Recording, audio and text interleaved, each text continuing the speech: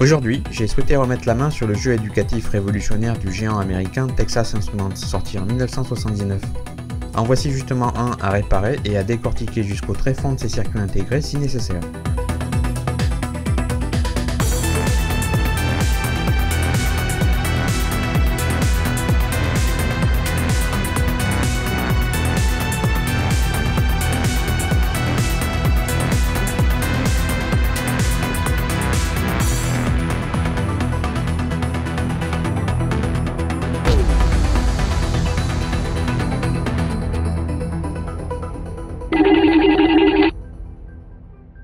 En 1979, Texas Instruments, qui était déjà à l'époque un des plus gros fabricants de circuits intégrés, a commercialisé en France un jeu éducatif assez révolutionnaire qui s'appelait la dictée magique. Et c'était la version française de leur produit américain Speak and Spell. Et il avait la caractéristique d'utiliser un système de synthèse vocale, ce qui était quand même pour l'époque une première. Et j'ai eu envie de remettre la main dessus, donc je m'en suis procuré un à partir d'un site internet d'achat-vente d'occasion, que j'ai absolument voulu récupérer en panne pour que le sujet de cet épisode soit une réparation. Par contre, je ne connais absolument pas la cause de la panne. La personne qui me l'a vendu m'a simplement précisé qu'il ne s'allumait plus. Alors avant de démarrer, je voulais juste préciser que j'ai tourné les images qui vont suivre il y a un an, et vous constaterez que la configuration du labo n'est pas exactement celle d'aujourd'hui, mais ça n'enlève rien à l'intérêt du sujet. Et dès la première prise en main, je me rends compte qu'il y a un truc qui cloche. Alors, je sais pas si quelque chose s'est détaché pendant le transport, ce qui serait étonnant vu qu'il était plutôt bien emballé, mais bon, je vais en avoir le cœur net rapidement. Et à vrai dire, je ne remarque rien de particulier, mis à part le fait que le circuit imprimé n'est pas très bien fixé quand l'arrière du boîtier est retiré. Bref, le plus important est de commencer à le sculpter pour rechercher s'il n'y aurait pas déjà quelque chose d'évident qui saute aux yeux. Et en effet, quelque chose a tout de suite attiré mon attention. Regardez dans quel état se retrouve ce circuit. Il est tapissé de traces de corrosion qui semble même avoir carrément rongé plusieurs pattes des circuits intégrés. À ce stade, je pense que ça vaut le coup de regarder ça à la loupe binoculaire pour se faire une idée plus précise du degré de détérioration auquel on a affaire, et déterminer si ça n'est pas trop tard pour rattraper le coup. Donc ce que vous voyez là sont les broches du plus gros des trois boîtiers, un TMC 0270, sur lequel on reviendra plus tard en détail. On est sur un grossissement x60. Normalement, on ne devrait voir là que des éléments métalliques de couleur plutôt argentée, et on se retrouve avec des résidus de je ne sais pas trop quoi déposés sur leur surface. Corrosion, oxydation, coulure de pile, ça peut être un petit peu tout ça. Voilà, celles-ci sont dans un meilleur état, elles devraient en principe toutes être comme ça. Il y a quand même des résidus organiques dessus, mais à un niveau largement plus acceptable. Observons un second boîtier, ici on est sur la ROM TMC 0350, et on peut constater que ça n'est guère mieux.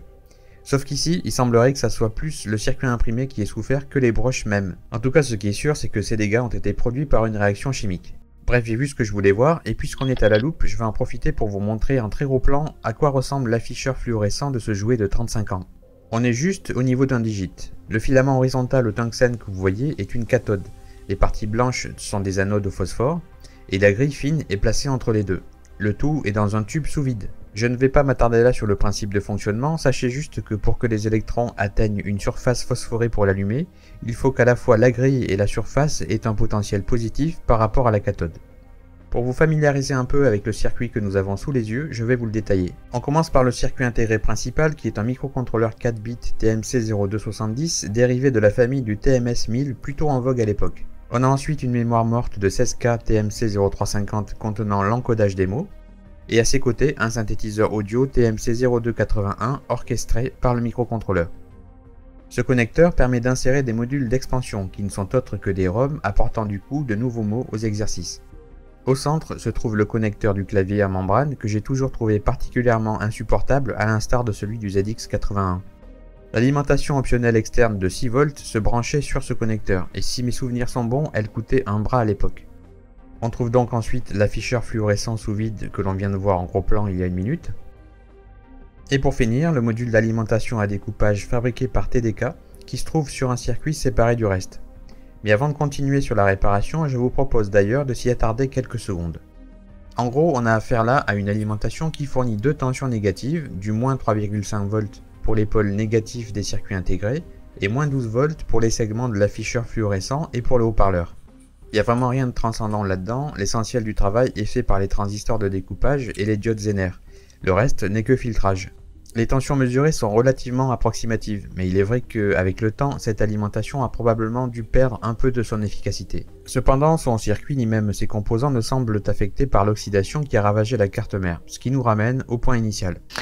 Bon, il resterait une dernière chose qu'on pourrait tenter, ce serait de nettoyer les parties très oxydées avec une mixture de 3 produits, acétone, vinaigre d'alcool et eau savonneuse. L'idée serait que, grâce à cette petite brosse, on gratte toutes les parties oxydées alors que le circuit baigne dans cette mixture. On verra alors assez rapidement si l'oxydation s'estompe progressivement. J'ai donc placé le circuit dans un récipient fait d'un matériau non conducteur et j'y déverse les 3 liquides dans un ordre qui n'a aucune espèce d'importance. Ensuite, tout en gardant le circuit immergé dans le mélange, il n'y a plus qu'à brosser les parties attaquées en prenant soin de ne rien arracher. Mais à vrai dire, à ces endroits, il n'y a aucun autre composant que les circuits intégrés. De temps en temps, il faut agiter le tout pour que les saletés glissent vers le fond du récipient et ne restent pas à la surface du circuit. Et on recommence ensuite la manip.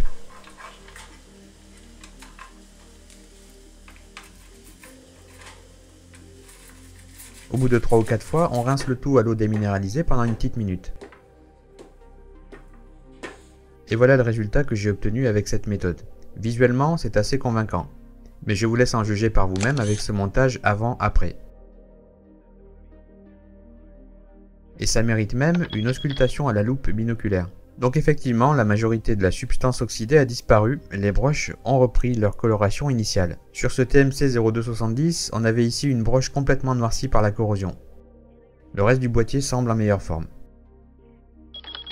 Même chose au niveau de l'arôme, l'observation ne révèle plus de parties encore non traitées.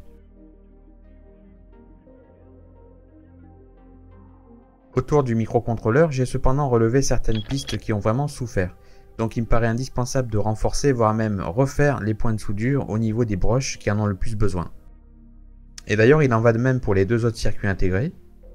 Quand on a besoin de faire un travail un peu délicat comme celui-ci, il est préférable d'utiliser une lampe loupe d'établi d'un grossissement x3 en lentille de 3 et 5 dioptries, ou bien une loupe binoculaire déportée. On se fatigue moins et on est plus précis. Voilà le résultat final après avoir laissé sécher le dispositif pendant toute une nuit sur un radiateur domestique. Il me sera vraiment difficile de faire mieux à partir de ce que j'avais. Et il ne reste plus qu'à l'essayer. Donc j'ai relié mon alimentation variable aux bornes des piles sur le circuit que j'ai réglé sur 6 volts avec une limite de courant de 0,8 A. On va savoir tout de suite si cette remise à neuf a porté ses fruits.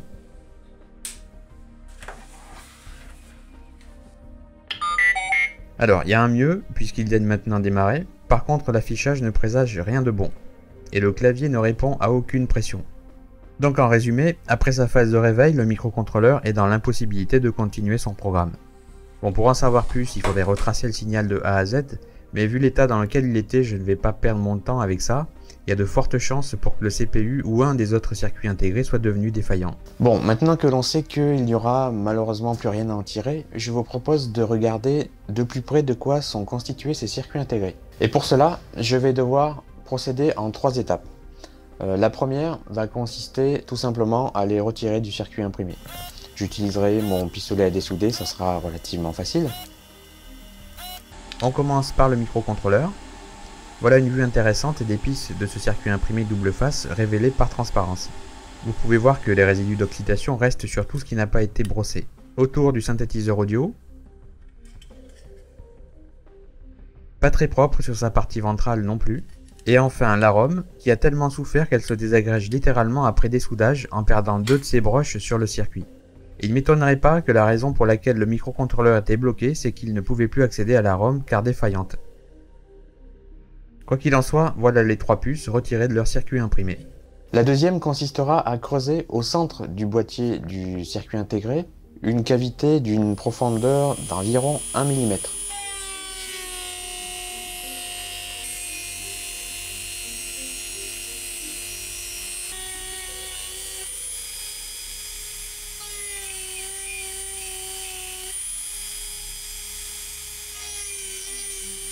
En fait, la profondeur peut varier, l'important c'est de ne pas effleurer la puce de silicium dans cette manip, donc il faut savoir s'arrêter avant qu'il ne soit trop tard. Dans cette troisième et dernière étape, on déposera dans cette cavité de l'acide sulfurique concentré à 98% et chauffé à environ 160 degrés afin qu'elle dissolve la fine couche de polyépoxyde qui reste au-dessus de la surface de la pastille de silicium. L'acide sulfurique n'a pas d'effet corrosif sur le silicium, ce qui nous permet de garder la pastille du circuit intégré intacte une fois révélée au grand jour. Pour être complémentaire à ce que je vous montre là, à la fin de cet épisode, je vous donnerai le lien vers un précédent épisode dans lequel je présente en détail les différentes méthodes pour extraire une puce. Une fois que la pastille de silicium sera totalement exposée, on pourra l'observer au microscope numérique à différents grossissements et essayer d'en comprendre sa structure électronique. Voilà donc le résultat qui, je dois l'avouer, aurait dû être meilleur si je n'avais pas rencontré autant de résistance face à l'acide sulfurique de la part de ces vieux boîtiers. Et pour couronner le tout, j'ai fait une mauvaise manip avec l'arôme qui a fait qu'elle s'est brisée en plusieurs morceaux, comme vous pouvez le voir. Mais avant de les observer, une petite parenthèse à propos de ce jeu Speak and Spell. Le 28 avril 1978, Texas Instruments a déposé auprès du Bureau des brevets américains un document qui fournit dans les moindres détails le fonctionnement de ce concept novateur, ainsi que d'un circuit intégré de synthèse vocale aussi dénommé interpolateur de paramètres. Il utilise des données codées en Linear Predictive Coding permettant d'obtenir une synthèse vocale sur une bande passante capable de descendre jusqu'à 1228 bits par seconde et stocker ainsi plus de 100 mots dans seulement 16K. Voici d'abord un cliché rapide de chacune de ces puces prises à la loupe binoculaire.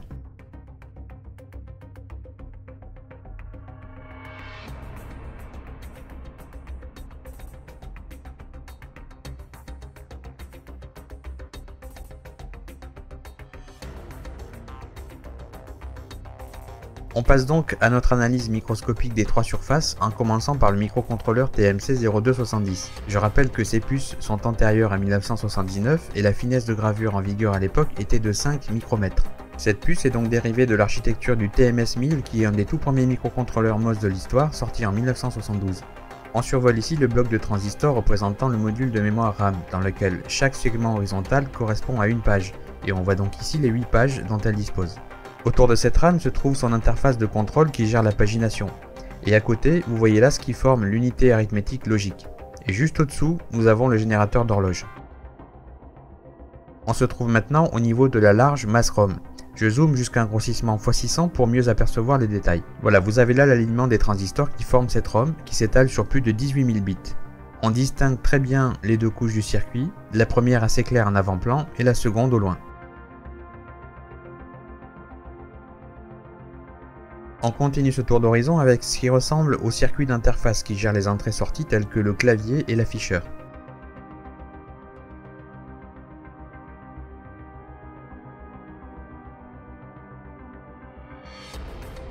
Les rectangles marrons que vous voyez là sont bien entendu les plots qui relient les puces aux broches du boîtier.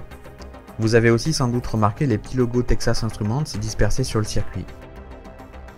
Passons maintenant à la puce brisée qui était la ROM de 16K organisée en mots de 8 bits, développée spécialement pour ce projet Speak and Spell. On ne pourra malheureusement pas voir grand chose de cette organisation, mais il reste cependant un morceau de table de transistor sur laquelle on peut zoomer à notre guise. Et comme vous le voyez, ce type de configuration est la même que ce qu'on en a vu précédemment dans le microcontrôleur, mais c'est surtout ce qui se faisait de plus intégré à la fin des années 70. On a ici aussi un circuit en avant-plan, les lignes verticales, et un autre en arrière-plan, qui sont les lignes horizontales.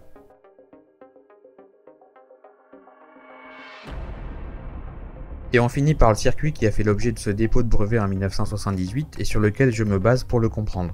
Vous constaterez qu'il y a quelques parties un peu endommagées, mais globalement l'essentiel de ce que je veux vous montrer est intact. Au centre en haut, on a la ROM de décodage et à droite, le convertisseur numérique vers analogique. Et tout ce que vous voyez ensuite dans la moitié droite de l'image correspond aux oscillateurs et aux générateurs d'horloge. Malheureusement, il en manque une partie car ils sont situés à l'endroit où la puce est endommagée. Juste à côté se trouve le pipeline multiplicateur à 5 étages qui fait partie du filtre Lattice. Ce sont les mêmes blocs de transistors et condensateurs imbriqués les uns dans les autres. On les voit en détail sur ce grossissement x600 qui nous permet de distinguer parfaitement les transistors entre les deux couches métalliques. Au centre ici se trouve un des deux accumulateurs du processeur, et sur sa gauche est situé le circuit d'interpolation logique. On remonte ensuite vers la zone qui regroupe les circuits logiques programmables de timing, notamment ce bloc au centre, et on se dirige vers le module de RAM qui stocke les paramètres, avec sur sa gauche l'interface du contrôleur logique.